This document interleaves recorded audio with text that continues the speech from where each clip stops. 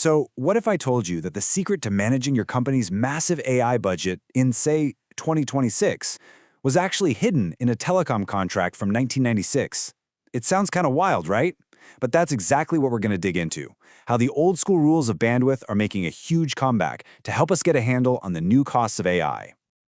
Let's just take a quick trip back in time. If you were in tech or business in the 90s or early 2000s, you definitely remember this. A huge chunk of your strategy wasn't even about software. It was about mastering those gnarly telecom contracts. Haggling over cost per minute, fighting for quality of service guarantees, and always needing more bandwidth. But here's where it gets really interesting. Those exact same negotiation skills, that same mindset, are becoming absolutely critical all over again. Only this time, you're not buying bandwidth to connect computers. You're buying cognition. You're literally paying for the raw processing power for an AI to think.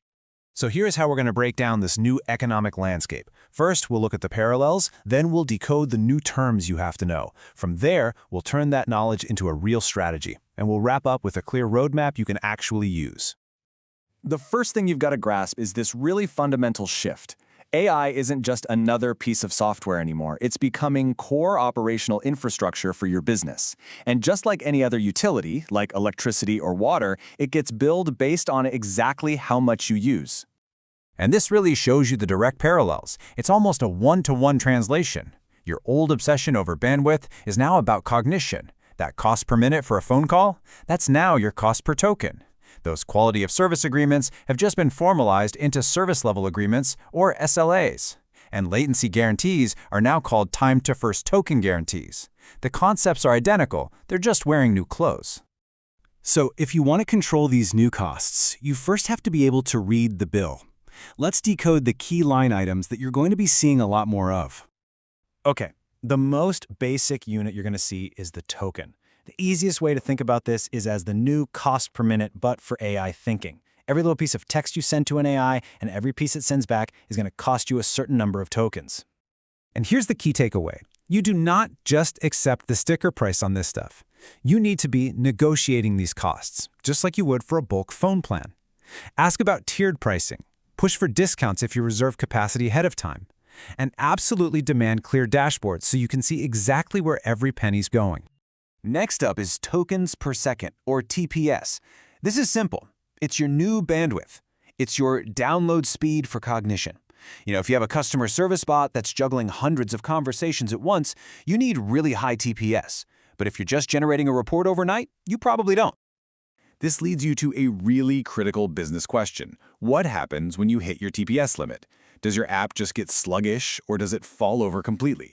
This is precisely why you have to negotiate for things like burst capacity for your peak hours and get those performance guarantees written directly into your contracts. Then there's the context window. This is basically the RAM of the AI. It dictates how much information the model can hold in its short-term memory for a single job.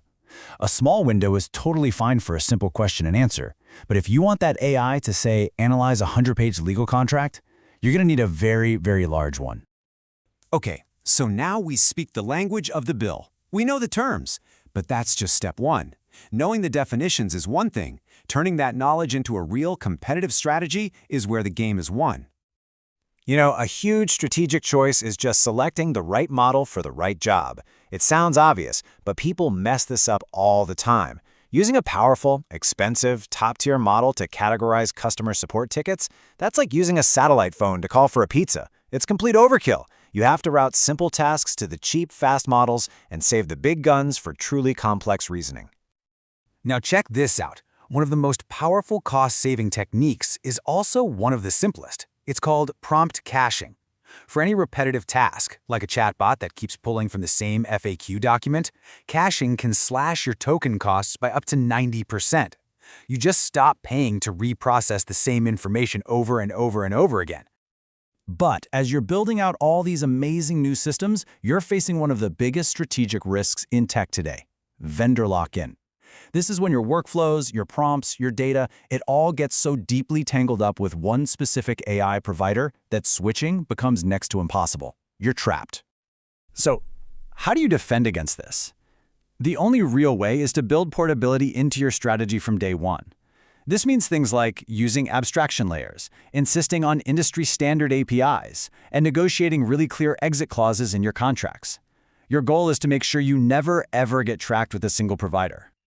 All right, let's bring this all home. Let's put it all together with a clear, actionable roadmap you can use to start mastering your company's token economics. Look, this is a pretty straightforward, phased approach. You start with discovery, just figure out what you're actually using and what it's worth to the business.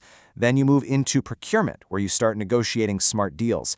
And finally, you enter this continuous cycle of optimization, where you monitor everything and train your people to be more efficient. And to make it even more concrete, here are specific things you can do starting right now. This quarter, just inventory your AI tools. Pick one workflow to optimize. Next quarter, get serious about procurement. And by the end of the year, make sure you have a real system of governance and monitoring in place. And this really brings us to the bottom line. The question is no longer if your company will use AI. The question is how you'll use it. Are you going to manage it strategically, or are you going to let its costs manage you? Decades ago, the resource we all fought over was bandwidth. Today, it's cognition, and it's paid for in tokens. The choice is really that simple. Master these economics or get left behind.